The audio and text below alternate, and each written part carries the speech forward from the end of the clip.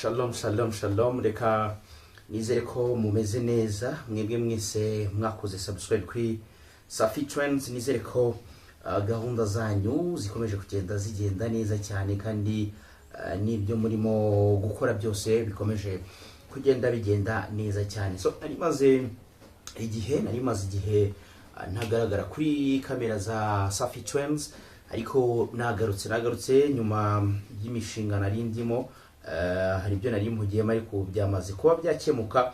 Ndizera ko tugiye gukomeza kujya tubana mu biganiro byinshi bigiye bitandukanye bagenda nkugezaho hano kuri Safi Trends. Ngira ngo ni ibiganiro byinshi twagiye tugarukaho, ariko kubw'ubusabe bw'abadukurikira, kubw'ubusabe bw'abantu benshi biyandikishije kuri uno muyoboro, biza kuba ngombwa ko duhindura nishi cyangwa ko duhindura ibiganiro twanyuzaga kuri uno muyoboro.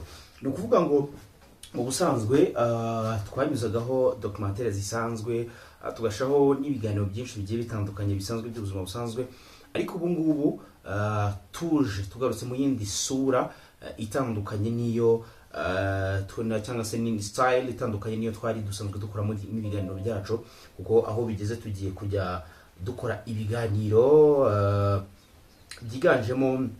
byiganjemo ubusesenguzi ku nkuru nyinshi zigiye zitandukanye ziba zigenda zicicikana hano mu gihugu cy'u Rwanda ndetse no ku isi yose muri rusange. Rero nk'uko bisanzwe yewe nitwa Eyo Safi Itaiga, mbifuriza gukomeza kugira ibihe byiza cyane. Ariko mbere yuko dutandukana ntabwo nagenda ntababwiye amakuru akomeje kugenda avugwa ku muhanzi The Ben.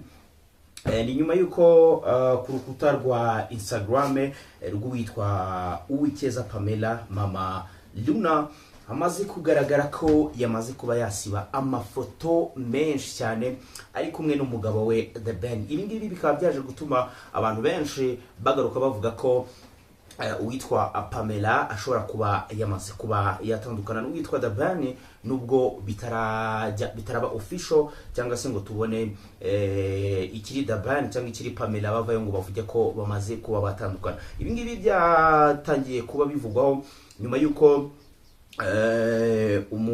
umugabo witwa Aston Hall ndetse ni itsinda rinini ry'abanyamakuru n'aba-influencer bataramiye mu rugo kwa The Ben, ariko amakuru akaba yaravugaga ko nubwo baje kwa The Ben cyangwa se The Ben akakirira bari abantu mu rugo iwe, byavugaga ko Pamela atari mu gihugu cy'u Rwanda, ko byavugaga ko Pamela yerekeje mu gihugu cya Kenya. Hanyuma abantu benshi bakaba baragiye babigarukaho bavuga ko bishobora kutaba amahire bitewe nuko The Ben yaje kuba yakakira abantu bangana kuriya mu rugo kandi Pamela adahari. Rero abenshi bakaba baravugaga ko bishobora kuba gake cyane ko uwitwa Pamela azabyakira neza, cyangwa se ngabone ko ari ibintu byari isawa cyane. So ayo niyo makuru akomeje kugenda agarukaho hano mu gihugu cy'u Rwanda, ndetse ni inkuru itaramenyekana neza, ntago ukuri kurajya hanze ngo abantu se babashe kuba bakonfaminga niba koko